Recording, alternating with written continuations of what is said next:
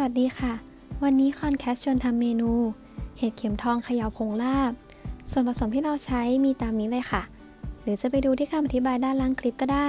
เริ่มจากหั่นและแกะเห็ดเข็มทองให้เป็นเส้นๆแต่อย่าเอาไปล้างน้ำนะคะเพราะเดี๋ยวจะทอดออกมาไม่กรอบ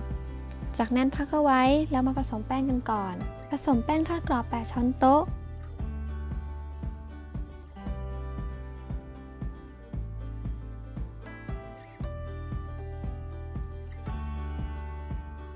เกลือน้ำตาลทรายพริกไทยน้ำเย็น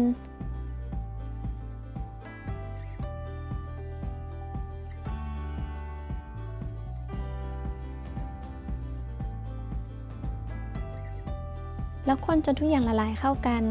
ปรับปริมาณน้ำกับแป้งได้อย่าให้เหลวเกินไปหรือข้นเกินไปค่ะจากนั้นเอาแป้งราดลงบนเห็ดโดยก่อนราดให้คนทุกครั้ง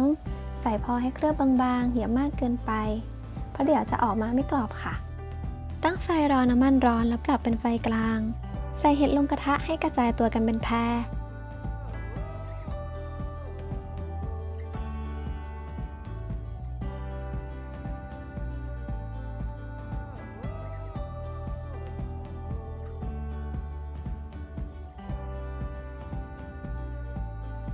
สังเกตพอขอบเริ่มเหลืองก็พลิกได้เลยค่ะ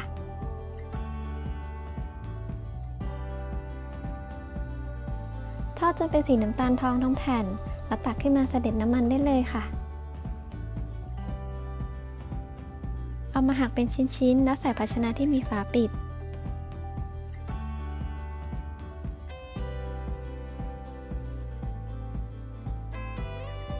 จากนั้นก็โรยผงลาบและเขย่า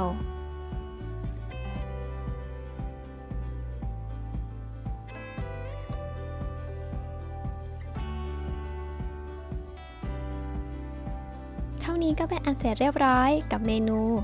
เห็ดเข็มทองเขย่าผงลาบอย่าลืมไปลองทำกันดูนะคะทั้งอร่อยและไม่ยากเลยแถมอุดมไปด้วยวิตามิน B1